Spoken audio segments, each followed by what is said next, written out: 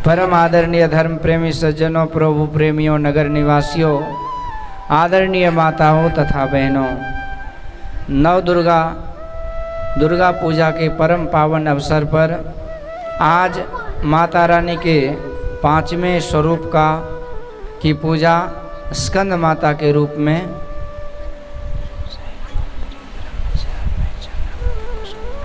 स्कंद माता के रूप में हम लोग पूजा कर रहे हैं। स्कंद माता जो है ना, स्कंद हुए जो सेनापति हुए, माँ पार्वती के संतान, तो उसी का नाम कार्तिकेय भगवान भी है। तो कार्तिकेय भगवान जब प्रकट हुए तो वो देवताओं के सेनापति बने, तब जाकर के देवताओं की जीत हुई। तो उसी का नाम स्कंद है, उस उत्सर्जन करने की शक्ति। तो वही स्कंद भगवान जो है ना, उसी की माता है ये पार्वती माता, इसीलिए इस माता रानी का नाम ही स्कंद माता हो गया, विख्यात हो गई। तो अपने पुत्र के नाम से इसका नाम विख्यात हो गया और अलग नाम। तो इसी तरह से आज इसी माता के स्वरूप की पूजा होती है और हजारों हजार भक्त माता रानी की आराधना उपासना करती है और उनसे भक्ति शक्ति का वरदान मांगती है। तो आइए हम लोग भी सत्संग वचन के माध्यम से अपने मन को भाव भक्ति के साथ उस माता रानी के चरणों में लगाएं, ताकि हम लोगों का मन में भी शांति का संचार हो। कल हम लोगों ने सुना था बड़े सुंदर तरीके से कि भगवान सदाशिव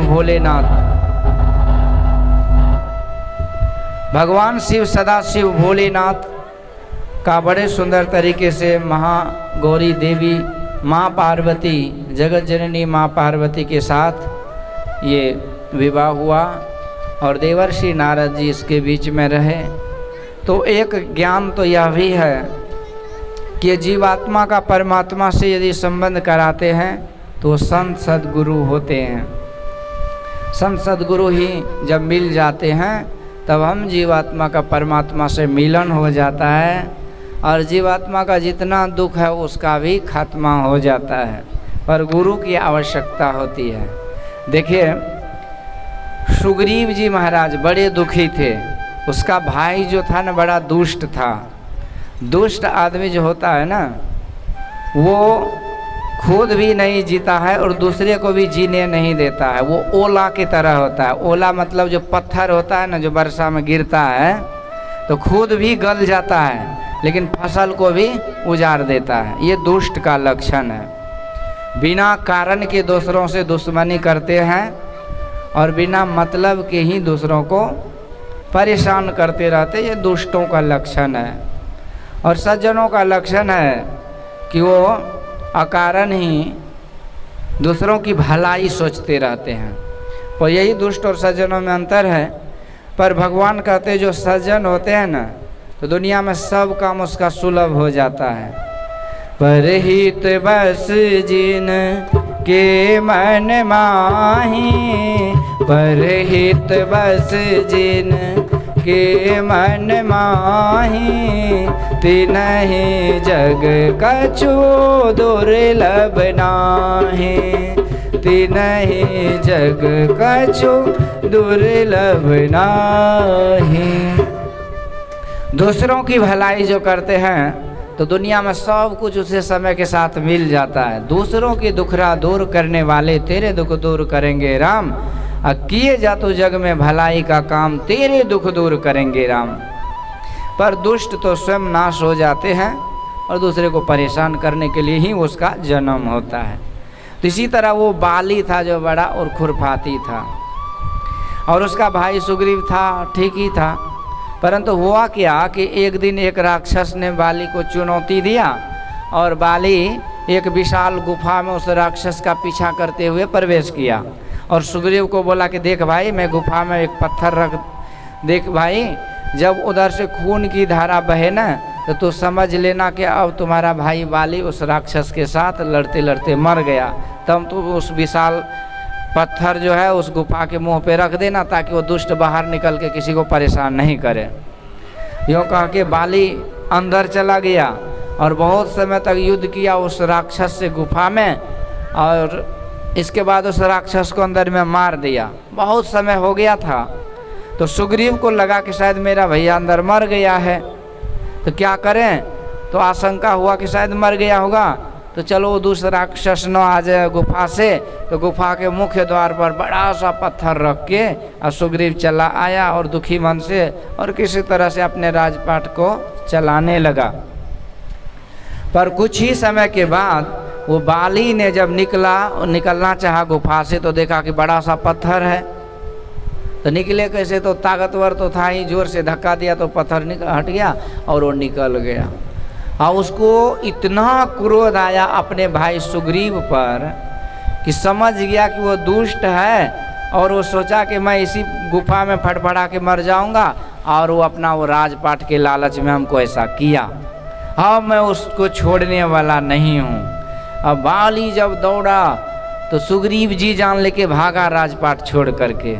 बाली को एक वरदान दिया था ब्रह्मा जी ने कि वो जिससे लड़ेगा ना, और शत्रु जब उसके तरफ देखेगा तो शत्रु की आधी शक्ति बाली के अंदर आ जाएगी। तो इस हिसाब से बाली से कोई जीत नहीं पाता था।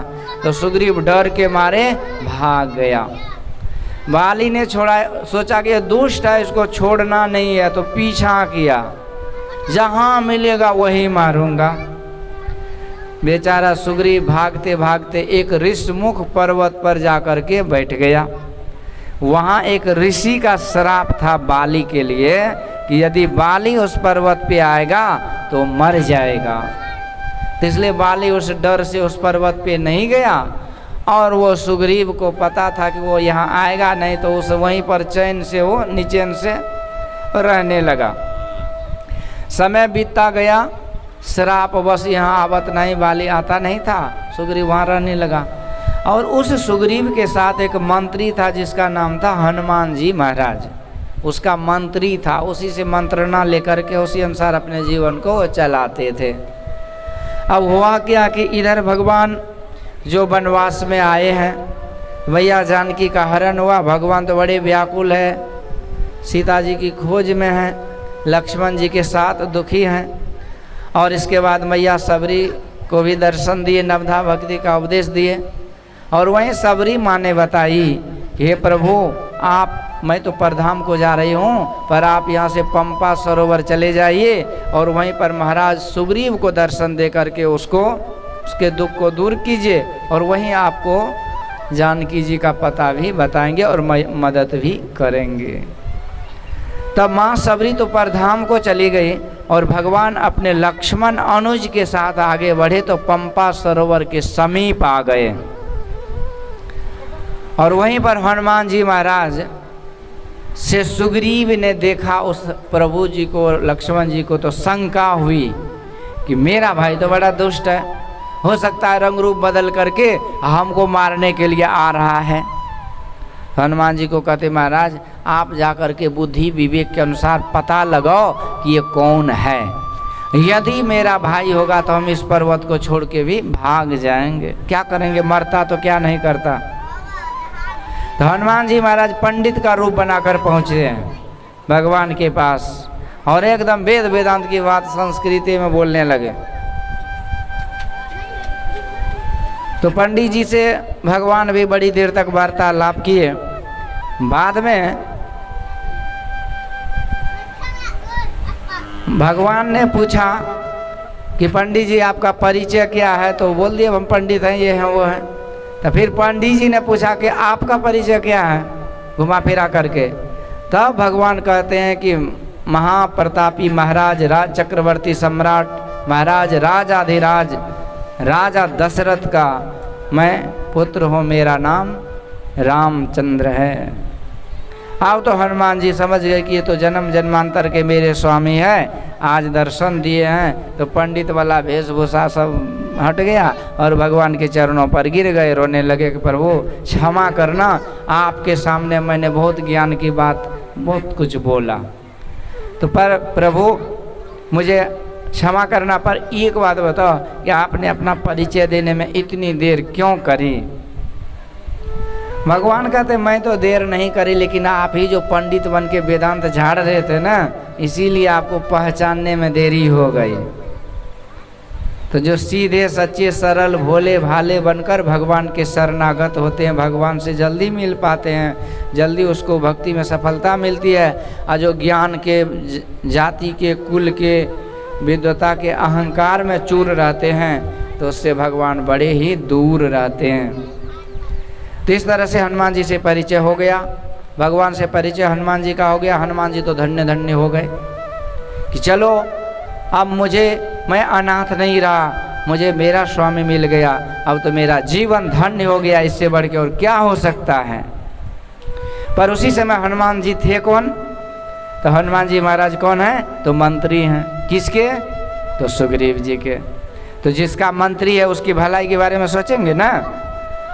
तो यहाँ पर कहते प्रभु मेरे यहाँ आने का मकसद यही है कि मैं आपके बारे में जानना था, जब मैं अब जान ही गया हूँ तो प्रभु मेरा और एक आग्रह है, निवेदन है, कृपा है, वो आप कर दीजिए। और वो यह है कि मेरा जो मालिक है सुग्रीव जी, वो बड़े दुखी है बेचारे। उसका राजपाट सब उसका भाई दुष्ट था वो छीन लिया और उसको कहीं का नहीं छोड़ा। वो किसी तरह से जीवन जी रहा है अपना ऋषमुख पर्वत पे। बड़ा बेहाल जीवन है, बड़ा दुखदाई जीवन है उसका। हे प्रभु ऐसे दीनहीन दुखी के ऊपर तो आप कृपा करते हो ना, क्योंकि आप तो भक्त वत्सल कहलाते हैं। जिसको दुनिया में कोई नहीं होता है तो उसके लिए भगवान होते हैं। हारे को हरि नाम, इसलिए प्रभु आप कृपा करो। इस तरह से हनुमान जी जो है ना, इतना मतलब इतना बखान किए उसके दुख का, किसके? सुग्रीव जी के दुख का, कि भगवान द्रवीभूत हो गए। भगवान तो दयालु है, दया तो कृपा तो करते ही हैं, लेकिन जब कोई कृपा के पात्र होते हैं तो उसको जल्दी कृपा हो जाती है उस पर। तो इस तरह से भगवान के सामने हनुमान जी ने सुग्रीव को कृपा का पात्र बना दिए। इतना दुख का बखान किया उसका, भगवान को द्रवीभूत कर दिए। तो भगवान कहते कि देखिए हनुमान जी, यदि आप इतना ही आग्रह करते हैं ना, तो आप तो मेरे भक्त हैं और भक्त के वचन को मैं टालता नहीं हूँ, भगत के बस में है भगवान। तो इसलिए मैं आपके अनुसार, आपके आग्रह पर मैं अवश्य ही उस सुग्रीव के ऊपर कृपा करूँगा, उसके सारे संकट को मैं टाल करके खत्म कर दूंगा, ये मेरा वचन है। तब हनुमान जी बड़े प्रसन्न हुए। अब क्या करते हैं? तो वहाँ से आते हैं यहाँ, कहाँ? तो सुग्रीव जी के पास, और कहते महाराज आपका जो भरम था ना वो बेकार का था, वो कोई शत्रु नहीं है, वो तो जन्म जन्म के इस जीव के भाई बंधु माता पिता सगे संबंधी सब हैं, और वो प्रभु राम हैं। त्वमेव माताश्च पिता त्वमेव, त्वमेव बंधुश्च सखा त्वमेव, त्वमेव विद्या द्रविणम त्वमेव, त्वमेव सर्वम मम देव देव। भक्त तो यही कहते ना, तुम ही हो माता पिता, तुम ही हो बंधु सखा, तुम ही हो माता पिता, तुम ही हो बंधु सखा, तुम ही हो माता पिता, तुम ही हो बंधु सखा, तुम ही हो माता पिता, तुम ही हो बंधु सखा, तुम ही हो माता पिता, तुम ही हो बंधु सखा, तुम ही हो माता पिता, तुम ही हो बंधु सखा, तुम ही। तो महाराज वो जो प्रभु है ना, वो जन्म जन्म के माता पिता भाई बंधु सगे संबंधी सब कुछ है इस जीव के लिए। जितनी माँ का उपकार नहीं है उससे 1000 गुना ज़्यादा उस परमात्मा माँ से 1000 गुना ज़्यादा ममता देती है, बरसाती है। पिता से 1000 गुना ज़्यादा स्नेह बरसाते हैं। भाई बंधु सगे संबंधी से ज़्यादा वो प्रेम प्यार बरसाते हैं इस जीव पर। अकेले परमात्मा पूरे सगे संबंधी से भी लाख गुना अनंत गुना बढ़ कर के इस जीव के ऊपर दया करते हैं, कृपा करते हैं, इसकी रखवाली करते हैं, स्नेह प्रेम प्यार बरसाते रहते हैं। वही है प्रभु राम। इसलिए उस पर भरम मत करो। और भगवान कितने दयालु हैं, कितने कृपालु हैं कि मत पूछो। इस जीव के ऊपर जो उपकार कोई नहीं करता वह उपकार ईश्वर करते हैं। जीव को कृपा करके मनुष्य का शरीर देते हैं, और जब ये जीव उस माँ के पेट में आता है तो वहाँ पर खाने की व्यवस्था रख देते हैं। माँ के पेट में बच्चा को कौन खिलाता है? अभी तो हम लोग कहते हैं कि हमारा बेटा है, हम लालन पालन करते हैं, ये किए वो किए, तो अभी नहीं किए हैं, जब माँ के पेट में था तब। अभी तो हम लोग खोए रहते दुनिया में, परंतु संत महापुरुष कहते हैं सुनो, रण वन व्याधि विपत्ति में मत भूलो जनि कोय, जठराग्नि में रक्षा किन्हीं सो प्रभु गयो किसोय। इसलिए संत महापुरुष कहते किसी भी परिस्थिति में हमको सब कुछ भूलने की नौबत आए तो भूल जाना चाहिए, पर ईश्वर परमात्मा को नहीं भूलना चाहिए, क्योंकि वही हमारे ऊपर हर दम कृपा करते रहते हैं। भूत प्रेत सभी बच्चा सब जो है ना, हर दम वो कृपा करते रहते हैं। तो जब हम सो जाते हैं तो कौन पहरा करता है? वही ईश्वर की कृपा से हम बचते हैं।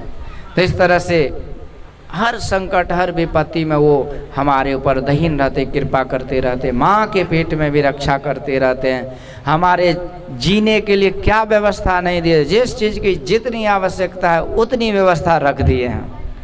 माँ के पेट में व्यवस्था तो थी ही, पर जन्म लिए तो दूध की व्यवस्था हो गई। बच्चा का जो है ना सारा पौष्टिक आहार माँ के दूध में ही है। इसलिए बचपन में 2-4-6 महीना उसे कुछ न खिला पिला करके बच्चा को दूध ही देना चाहिए। वो भगवान का बनाया हुआ भोजन है। लेकिन आजकल लोग मुंह में बोतल दे देते, इसलिए बड़ा होने के बाद भी बोतलें पीते रहते हैं। वो बच्चा बड़ा होता है ना तो बोतल में उस समय में पैक में दूसरा चीज़ रहता है, बचपन में दूसरा चीज़। इसलिए बचपन में वो दूध में सारा एनर्जी विटामिन प्रोटीन सब कुछ है जो माँ के द्वारा भगवान व्यवस्था किए हुए हैं। फिर जैसे जैसे बड़े होते हैं तो उसके लिए दुनिया में क्या चीज़ नहीं है जो व्यवस्था नहीं किए। श्वास लेने के लिए परमात्मा ने ये हवा की व्यवस्था किए, और भोजन आदि जो हमारे पेट में पचता है जठराग्नि है, बाहर में सिजाने के लिए भी अग्नि की व्यवस्था की। इसके बाद पानी की व्यवस्था की। पानी के बिना जिंदगानी संभव नहीं है, इसलिए पानी बहुत ज़्यादा चाहिए। अभी देखिए नौ दुर्गा में दुर्गा माँ की जो पूजा है 9 दिन की, तो लोग अन्न नहीं खाते हैं लेकिन पानी का सहारा लेते हैं। बस ये बात अलग है कि कोई कोई पानी भी नहीं पीते हैं। तो अन्न के बिना लोग महीना दिन भी 2-4 महीना भी जी सकते हैं, लेकिन पानी के बिना ज़्यादा जी नहीं सकते हैं। एक जगह नेचुरोपैथ का सेंटर है, प्राकृतिक चिकित्सालय, मैं वहाँ गया था तो एक आदमी बोला कि मुझे डॉक्टर ने 40 दिन पानी पे रखा था। मतलब 40 दिन कुछ नहीं खिलाया, कोई रोग ठीक कराने के लिए पानी पिला के रखा था, शहद पानी। तो पानी ज़्यादा ज़रूरी होता है। पानी का क्या नहीं करते हम, सुबह से लेकर शाम तक बर्तन धोना, नहाना, कपड़ा धोना, सब कुछ के लिए पानी, खेत खलियान में पानी। इसलिए परमात्मा ने देखिए पानी की कितनी व्यवस्था की है। 3 भाग धरती में, 3 भाग में 2 भाग पानी है, 1 ही भाग धरती है। पानी से ज़्यादा हवा की आवश्यकता। हवा अब 100-200 किलोमीटर ऊपर तक हवा है, ऊपर 200-300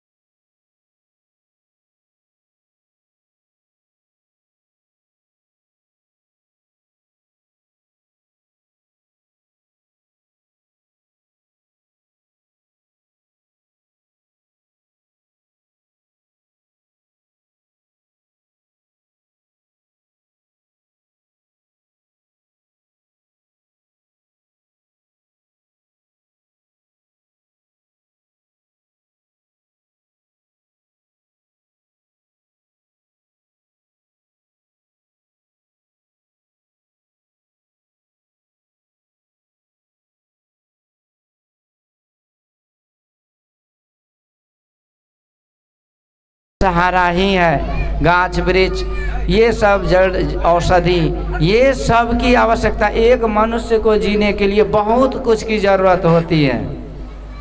और वो सारी जरूरत जितना आपको चाहिए वो सब भगवान ने पहले व्यवस्था कर दिए हैं। कितनी बड़ी कृपा है।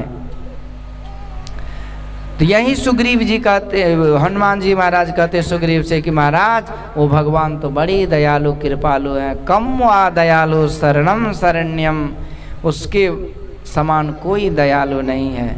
एक भागवत का प्रसंग है कि कहते हैं कि जो पूतना आई थी जहर लेकर भगवान को मारने के लिए, भगवान ने उसे भी शुभ गति प्रदान कर दी है। पूतना बाल घातनी राक्षसी रुधिरासना जिघांसया पिहरये स्तनम दत्वाप सद्गतिम, सद्गति उसे दे दिए। किसी ने कहा कि भक्त भक्ति करते तो भगवान मुक्ति देते, पर पूतना जहर ला करके मारने आए तो उसे मुक्ति दे दिए, तो भक्ति कौन करेगा फिर। तो भगवान से पूछा गया तो भगवान कहते देखो पूतना मुझे मेरी मैया यशोदा की तरह उठा करके गोद में जो ले ली ना, इसीलिए मुझे लगा कि मेरी माँ की तरह प्रेम प्यार दे रही है, इसलिए मैंने वो सुगति दे दी। किसी ने कहा कि मैया यशोदा की तरह माखन मिश्री खिलाने के लिए थोड़ी गोद में उठाई थी, वो तो जहर पिला करके मारने के लिए उठाई थी गोद में। तो भगवान कहते जहर हो कि माहूर हो कि अमृत हो, कुछ भी हो, पर मैया की तरह गोद में उठा ली, इसलिए मैंने मैया की गति दे दी, बाकी मुझे कुछ भी पता नहीं। तो न जाने किस अदा पे दया निधि रीझ जाते हैं। तो ईश्वर तो ऐसे कृपालु हैं कि हम जीव के दोष में भी गुण का दर्शन करके और हमारे ऊपर कृपा कर देते हैं। अब देखिए जन्म से मरण तक कौन सा ऐसा काम है जो हम लोग बढ़िया करते हैं, बोलिए। दिन रात ये मुंह दिया है गुणगान करने के लिए, मुंह से गालियाँ निकलती रहता है, निंदे शिकायत निकलती रहता है। कान दिया है भक्ति भजन सुनने के लिए, पर कान से सुनते क्या है जो नहीं सुनने का। चरण दिया है चल करके तीर्थों में सत्संग में जाने के लिए जाते हैं, जुआरी शराबी के अड्डा पर चोरी चपाटी करने गलत जगह जाते हैं ना।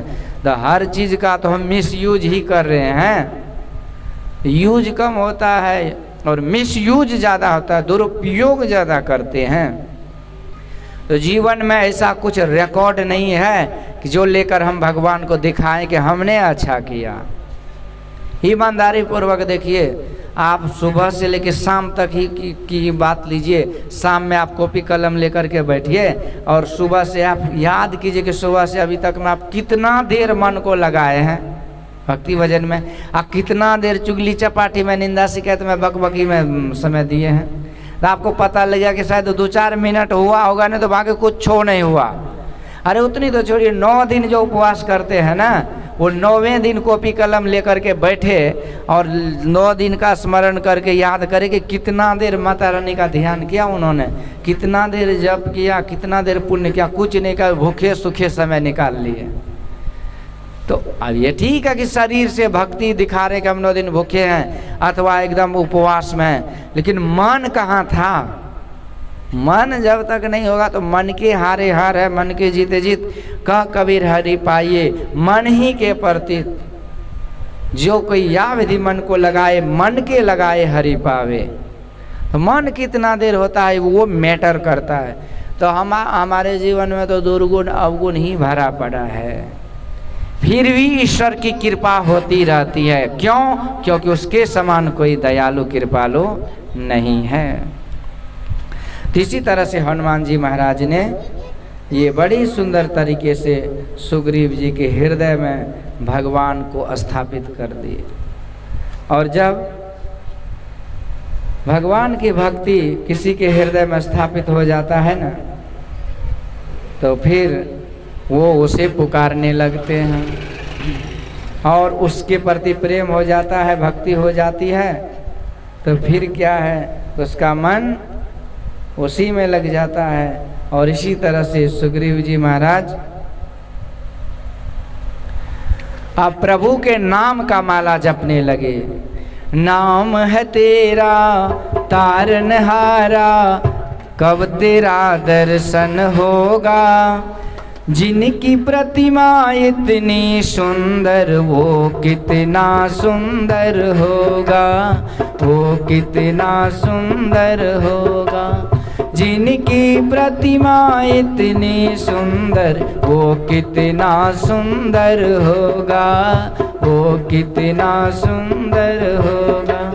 नाम है तेरा तारनहारा, कब तेरा दर्शन होगा। जिनकी प्रतिमा इतनी सुंदर, वो कितना सुंदर होगा, वो कितना सुंदर होगा, वो कितना सुंदर होगा। हो तुमने तारे लाखों प्राणी, संतों की ये वाणी है। हो तुमने तारे लाखों प्राणी, संतों की ये वाणी है। तेरे छवि पर मेरे भगवन, ये दुनिया दीवानी है। तेरे छवि पर मेरे भगवन, ये दुनिया दीवानी है, ये दुनिया दीवानी है। भाव से तेरी पूजा रचाऊं, जीवन में मंगल होगा। जिनकी प्रतिमा इतनी सुंदर, वो कितना सुंदर हो। जय हो। वो कितना सुंदर होगा, वो कितना सुंदर होगा। नाम है तेरा तारनहारा, कब तेरा दर्शन होगा। जिनकी प्रतिमा इतनी सुंदर, वो कितना सुंदर होगा, वो कितना सुंदर होगा। जिनकी प्रतिमा इतनी सुंदर, वो कितना सुंदर होगा, वो कितना सुंदर होगा। सब कोई ताली सेवा कीजिए। जय हो, जय श्री राधे।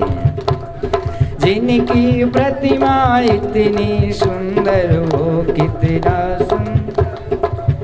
ओ दीन दयाल दया के सागर, दीन दयाल दया के सागर, जग में नाम तुम्हारा है। दीन दयाल दया के सागर, जग में नाम तुम्हारा है। तुम बिन मेरे बाल कृष्णया, कोई नहीं हमारा है। तुम बिन मेरे दीन दयाल दया के सागर, जग में नाम तुम्हारा है। तुम बिन मेरे बाल कृष्णया, कोई नहीं हमारा है, कोई नहीं हमारा है। मेरा ये जीवन तो प्यारे तेरे ही अर्पण होगा। जिनकी प्रतिमा इतनी सुंदर, वो कितना सुंदर होगा, वो कितना सुंदर होगा। जिनकी प्रतिमा इतनी सुंदर, वो कितना सुंदर होगा, वो कितना सुंदर होगा। नाम है तेरा तारनहारा, कब तेरा दर्शन होगा। जिनकी प्रतिमा इतनी सुंदर, वो कितना सुंदर होगा, वो कितना सुंदर होगा।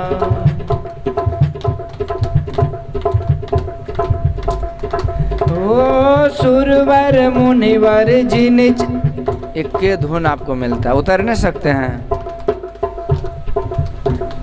सुरवर मुनिवर जिन चरणों में अपना शीश झुकाते हैं। सुरवर मुनिवर जिन चरणों में अपना शीश झुकाते हैं। जो गाते हैं प्रभु की महिमा, वो सब कुछ पा जाते हैं। जो गाते हैं प्रभु की महिमा, वो सब कुछ पा जाते हैं। वो सब कुछ पा जाते हैं। अपने कष्ट मिटाने को तेरे चरणों में वंदन होगा। जिनकी प्रतिमा इतनी सुंदर, वो कितना सुंदर होगा, वो कितना सुंदर होगा। नाम है तेरा तारनहारा, कब तेरा दर्शन होगा। जिनकी प्रतिमा इतनी सुंदर, वो कितना सुंदर होगा, वो कितना सुंदर होगा, वो कितना सुंदर होगा। ये सुग्रीव जी महाराज ने के सामने हनुमान जी महाराज ने उस प्रभु की महिमा का बखान कर दिए। तो इस तरह से देखिए सुग्रीव जी महाराज ने क्या किए। सबसे पहले भगवान का परिचय किए, भगवान का पहचान किए, और पहले खुद जब पहचान हो गया तब भगवान के सामने जो उनका सखा था सुग्रीव, उसके दुख का बखान किए। और जब भगवान की कृपा पात्र बना दिए सुग्रीव को, तब जाकर के यहाँ सुग्रीव के पास आकर के फिर से भगवान के बारे में, भगवान की महिमा मंडन किए।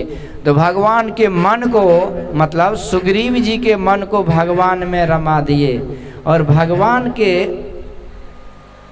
को ऐसा प्रभावित किए कि भगवान को सुग्रीव पर कृपा करने के लिए विवश कर दिए। तब भगवान की कृपा होने वाली है सुग्रीव पर, और सुग्रीव का प्रेम भक्ति भगवान के चरणों में लग गया। और जब भक्त की भक्ति प्रेम भगवान के चरणों में लग जाए और भगवान की कृपा हो जाए, तो भक्त का परम कल्याण होना निश्चित हो जाता है। यही हुआ कि इधर फिर से आए हनुमान जी महाराज, और भगवान राम और प्रभु राम और लक्ष्मण भैया को कंधे पर ले लिए और उड़ते उड़ते सुग्रीव जी महाराज के पास आ गए। और सुग्रीव जी को देखकर भगवान ने प्रेम आवेश में आकर के सुग्रीव महाराज को हृदय से लगा करके उसे अपना सच्चा मित्र की उपाधि दे दिए। बोलिए भक्त वत्सल भगवान की जय। और इस तरह से सुग्रीव जी का परम कल्याण हो गया। तो यही काम होता है संत सदगुरु का। वो इस जीव, सबसे पहले संत कौन होते हैं? तो संत जो होते हैं वो अनंत परमात्मा जो ईश्वर हैं उसको जाने हुए होते हैं, वो हैं पहचाने हुए होते हैं। वो ईश्वर परमात्मा को साक्षात्कार किए हुए होते हैं। और जिसको भी जो आध्यात्मिक ज्ञान में ककहरा भी पढ़ लिया हो, मतलब थोड़ा भी जिसको शास्त्र पुराण का ज्ञान हो, ईश्वर स्वरूप का ज्ञान हो, तो वो समझ जाएगा कि ईश्वर को जानने वाला जीव ईश्वर ही हो जाता है। अहम ब्रह्मास्मि, मैं ही ब्रह्म हूँ, वैसा ज्ञान उसे हो जाता है। और ये ज्ञान भागवत कथा के माध्यम से परीक्षित जी महाराज को भी सुखदेव जी ने करा दिए थे। वही सुखदेव जी महाराज कहते कि हे गुरुदेव, मैं आपकी कृपा से उस ब्रह्म को जानकर ब्रह्म स्वरूप हो गया। अब ये तक्षक का डर मुझे कुछ नहीं कर सकता है, मुझे सब जगह ब्रह्म के अलावा कुछ नहीं झलकता है। इस तरह से मुक्ति परम निर्वाण को प्राप्त हुए थे। तो आध्यात्मिक ज्ञान को सत्संग के माध्यम से जब हम जानेंगे ना, तब ये लगेगा कि जिस दिन ईश्वर को जानना बड़ा कठिन है। जन्म जन्म मुनि जतन कराए, अंतराम कहीं आवत नहीं। जन्म जन्मांतर की साधना है। भगवान बुद्ध की कथा में कल सुनाया था ना, तो भगवान बुद्ध को 550 जन्म लगा था ईश्वर को प्राप्त करने में, ईश्वर को जानकर ईश्वर स्वरूप होने में। तो इस तरह से समय तो लगता है, लेकिन जो जान जाता है तो ब्रह्म जे जान ते ही देहि जनाई, जानत तुम ही हो जाए। तो ये होते हैं संत। तो संत को इसलिए तुलसीदास जी महाराज कहते हैं, बंदो गुरुपद कंज कृपा सिंधु नर रूप हरि, महामोह तम पुंज जासु बचन रवि कर निकर। मैं गुरु का बंदन करता हूँ जो कृपा के समुद्र ही हैं, और नर रूप में तो साक्षात नारायण ही हैं। तो तुम ते अधिक गुरु ही जिए जाने, सेवई सकल भाव सन्मानी। वाल्मीकि जी महाराज कहते हे प्रभु राम, आपसे अधिक जो भक्त गुरु को मानते हैं, आप उसी के हृदय में वास कीजिए। सातम सम मोहि मैं जग देखा, मोते संत अधिक कर लेखा। गुरु का दर्जा भगवान से भी ऊंचा। संत पलटू साहब कहते हैं सबसे बड़े हैं संत, दूसरा नाम है, तीजे 10 अवतार तिन्हें प्रणाम है। ब्रह्मा विष्णु महेश सकल संसार है, अरे आरे पलटू सबसे ऊपर संत मुकुट सरदार है। अब प्रश्न होता है कि सारे संत ईश्वर की भक्ति करने बोलते हैं, उसकी प्राप्ति करने बोलते हैं, पर ईश्वर से बड़ा संत कैसे हो जाएगा? नहीं हो सकता ना, ये मानने योग्य बात नहीं है। लेकिन यहाँ बात को, ज्ञान की बात को समझिए। सबसे पहली बात, ईश्वर स्वरूप को जब जानेंगे और जब ये जान लेंगे कि ईश्वर को जानने वाले जीव जीव नहीं ईश्वर ही हो जाता है, तो फिर संत जब ईश्वर का साक्षात्कार कर लेते तो संत मनुष्य शरीर में भी मनुष्य नहीं, नर रूप में साक्षात हरि हो जाते हैं।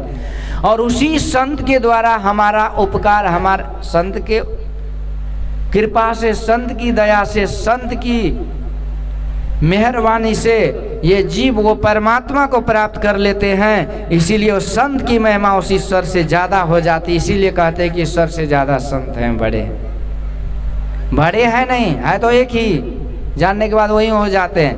लेकिन उस संत के द्वारा जो हमारा उपकार हुआ ना, हमारा कल्याण हुआ ना, ईश्वर को मिला दिए तो कल्याण हो गया ना। तो संत नहीं रहते तो मिल कैसे पाते? जो न होते संत जन तो जल मरता संसार। जो न होत जग जन्म भरत को, धर्म सकल धर्म दूर धरणी धरत को।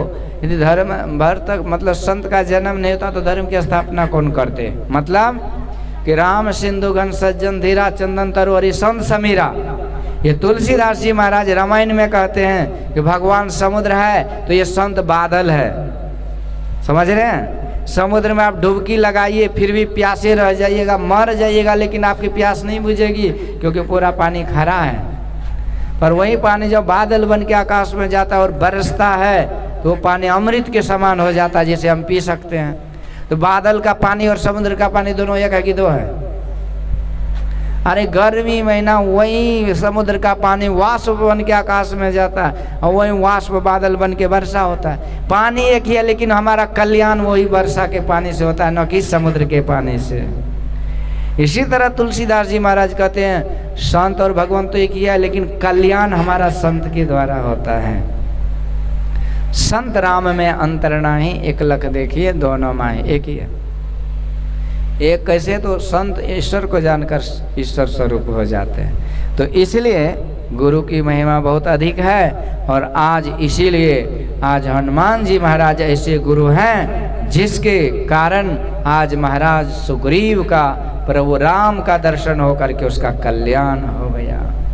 तो इसीलिए संतों ने कहा ये गुरु है।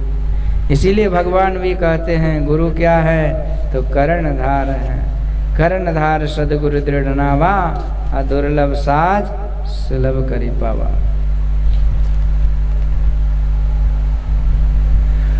हो मुझे गुरुदेव तेरा सहारा ना मिलता, सहारा ना मिलता, ये जीवन हमारा दोबारा ना खिलता, ये जीवन हमारा दोबारा न खिलता। मुझे गुरुदेव तेरा सहारा ना मिलता, सहारा ना मिलता, ये जीवन हमारा दोबारा न खिलता, ये जीवन हमारा दोबारा न खिलता, ये जीवन हमारा दोबारा न खिलता।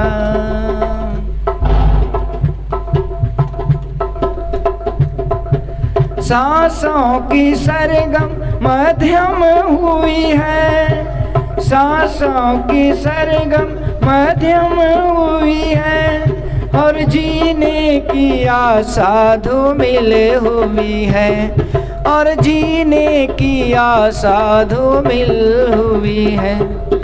सांसों की सरगम मध्यम हुई है, और जीने की आशा दो मिल हुई है, और जीने की आशा दो मिल हुई है। तेरे नाम का जो, तेरे नाम का जो सहारा ना मिलता, सहारा ना मिलता, ये जीवन हमारा दोबारा ना खिलता, ये जीवन हमारा दोबारा ना खिलता। मुझे गुरुदेव तेरा सहारा ना मिलता, सहारा ना मिलता, ये जीवन हमारा दोबारा ना खिलता, ये जीवन हमारा दोबारा ना खिलता। कुछ पियती है, बजाते रहिए, बंद क्यों करते हैं जी?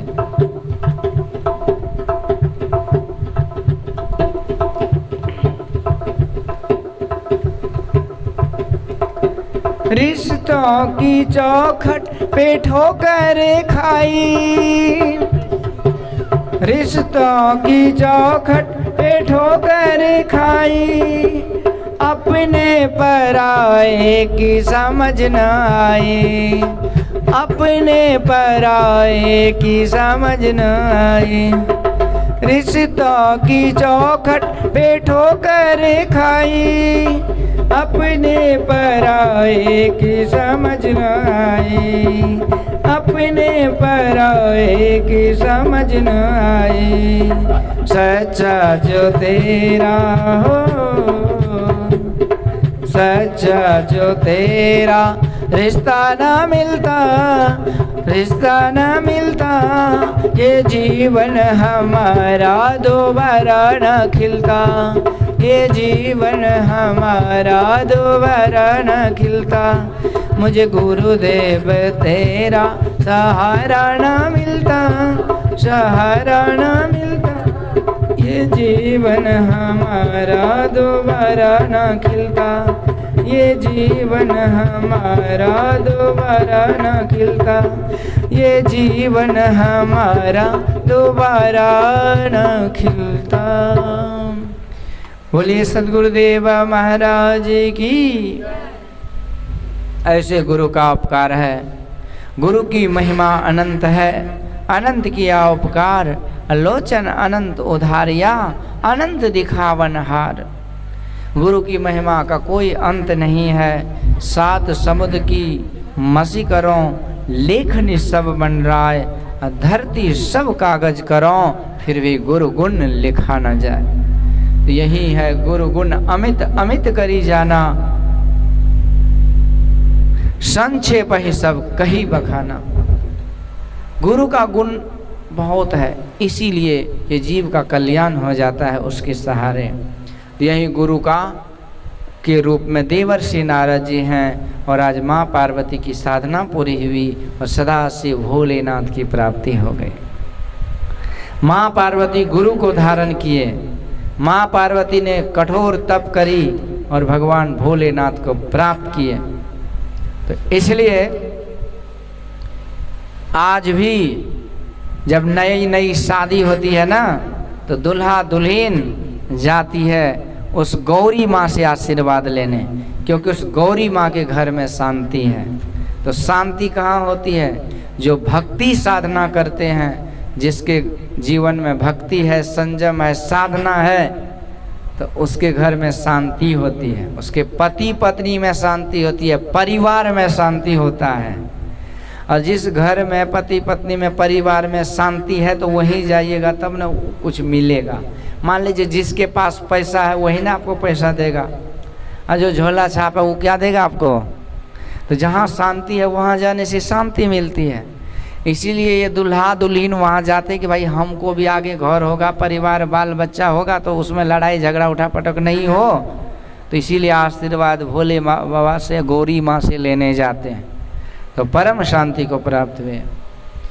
देखिए, जबकि भोले बाबा के घर में शांति का कोई जुगाड़ पाती नहीं है, सब झगड़े का मटेरियल इकट्ठा है। जैसे भोले बाबा के गले में सांप रहता है, नाग देवता नाग बाबा उपकारते रहता है, और ये जो है ना माँ पार्वती शेरा वाली है ना, शेर की सवारी करती है। गौरी माँ शेर की सवारी करती है। शेर साहस और शक्ति का परिचायक है, तो शक्तिवान साहसी आदमी के साथ रहना चाहिए। यही है सवारी कर। शेर अब भोले बाबा की सवारी क्या है? बसा नंदी बाबा, नंदी भगवान। तो नंदी भगवान को शेर महाराज देख पाएगा क्या? एक के हपका में ख़त्म कर देगा। लेकिन वहाँ शेर एकदम वैष्णव हो जाता है, उस नंदी भगवान को कुछ नहीं करता। भक्ति का शक्ति है, भक्ति का प्रभाव है कि दुष्ट भी सज्जन हो जाते हैं, कौवा कोयल और बगुला हंस हो जाते हैं। यही हो जाता है ना, वही हो गया। मर्जन फल देखिए तत्काला, काक होई पिक बकऊ मराला। प्रत्यक्ष फल है कि कौवा कोयल और बगुला हंस हो जाता है। अच्छा, तो भक्ति से कौवा कोयल हो जाएगा? नहीं होगा ना। कौवा काँव काँव करता है, कौवा को लाइए तो कोयल थोड़े हो जाएगा। अच्छा, बगुला हंस नहीं हो जाएगा, तो फिर क्यों कहा गया? कहा इसलिए गया कि कौवा कोयल मतलब क्या होता है? जो काँव काँव करता है, मतलब टाँय टाँय करता है ना, कटु भाषी। जो कटु वचन बोलने वाला होता है वो मधुर भाषी हो जाता है सत्संग के प्रभाव से। और जो बगुला है, मतलब जो दूसरे जीव को मार करके खाने वाला है, जो साकट है ना, तो जो साकट है वो सत्संग में आते आते वैष्णव हो जाता है। इसी गांव में मैं कई बार आया ना, तो कितने साकट थे, 10 20 25 तो सत्संगी हो ही गए। तो वो सब वैष्णव हुए कि नहीं? जब गुरु महाराज का प्रचार, जब साधना किए गुरु महाराज, और साधना और साक्षात्कार हुआ, इसके बाद जब प्रचार में गुरु महाराज निकले तो 10 20 ही सत्संगी था, मतलब वैष्णव सत्संगी। बाद में गुरु महाराज के भक्ति का और उसके ज्ञान का इतना प्रभाव फैला कि आज करोड़ में सत्संगी है, लगभग करोड़ से ऊपर है, 1 करोड़। सब प्रभाव है तब न साकट वैष्णव हो गए। तो ये भक्ति सत्संग का प्रभाव है कि आज गौरी माँ शेरा वाली माता रानी की जो सवारी है ना, वो नंदी बाबा को कुछ नहीं करते, नंदी महाराज को। और भोलेनाथ के गले में सांप नाग बाबा है। और गणेश महाराज की सवारी मूषक महाराज है, चूहा जी महाराज है। चूहा को छोटा आतंकवादी बोला जाता है। घर में जहाँ चूहा रहा तो बस सबको कुतर देता है, बड़ा खतरनाक। अब वो गणेश भगवान की सवारी है। अब ये सांप को भूख लगे तो बगल में चूहा महाराज रहेगा तो उसको छोड़ेगा, तो नाश्ता कर ही जाएगा ना। लेकिन वहाँ वो नहीं करते हैं, चूहा को कुछ नहीं करते हैं। आप देखिए यहाँ, चलिए चूहा छोटा है इसलिए सांप बड़ा होगा तो नहीं पेट भरता होगा, पर यहाँ देखिए, चलिए उधर छोड़िए, कार्तिक भगवान जिसको स्कंद भगवान कहते हैं, तो ये कार्तिक भगवान की सवारी क्या है? मोर की सवारी करते कार्तिक भगवान। और भोला बाबा के गले में सांप। तो मोर देखने में बढ़िया लगता है ना, रंग बिरंगा मोर नाच देखे, भादो महीना नाचता रहता है। भगवान जब बांसुरी बजाते थे तो मोर नाचता था। भादो महीना जब बादल को देखता है ना तो मोर नाचता है। तो भगवान भी श्याम सुंदर हैं, श्याम वर्ण के हैं, और जब बांसुरी बजाते हैं तब वो मोर नाचता है, बड़ा सुंदर लगता है, देखने में सुंदर है। लेकिन विषैले से विषैले सांप को मोर खा जाता है। मधुर वचन बोल ही जीवी मोरा, खाए महा अहि हृदय कठोरा। अहि मतलब सांप, विषैले सांप। अब उसी की सवारी ये कर रहे हैं, मतलब कार्तिक भगवान की सवारी है मोर। उधर भोले बाबा के पूरे देह में लपटा रहता है सांप, लेकिन वो कार्तिक भगवान का मोर उस सांप को नहीं खाता है। इस तरह से एक एक प्रतिकूल चीज़ वहाँ घर में है, पर झगड़ा नाम का चीज़ नहीं है, शांति ही शांति है। तो इसी तरह से संत महापुरुष कहते हैं, जो जीवन में वैष्णव बन करके ब्रह्मचारी व्रत लेकर के और जीवन को पारिवारिक जीवन में भी संयमित से रह करके खान पान को सही करके जीवन को सदाचार शिष्टाचार सुचाचार में ढाल करके जो जीवन जीते हैं, तो उसके जीवन में सुख शांति विराजती है। सब तरह की सुख शांति उसके जीवन में आ जाती है। जैसे माँ पार्वती का। माँ पार्वती की पूजा सबसे ज़्यादा दुनिया में वो व्यक्ति पूजित हो जाते हैं दुनिया में, सदा सदा के लिए वो अपना कल्याण कर लेते हैं और उसी से दूसरों का भी कल्याण होता है, वो शिव स्वरूप हो जाते हैं। भगवान भोलेनाथ माँ पार्वती का परिवार ऐसा है। आगे क्या हुआ तो इसी के घर में कार्तिक भगवान का प्राकट्य हुआ, जो देवताओं का क्या बने, सेनापति, और तब दुष्टों का संहार हुआ। तो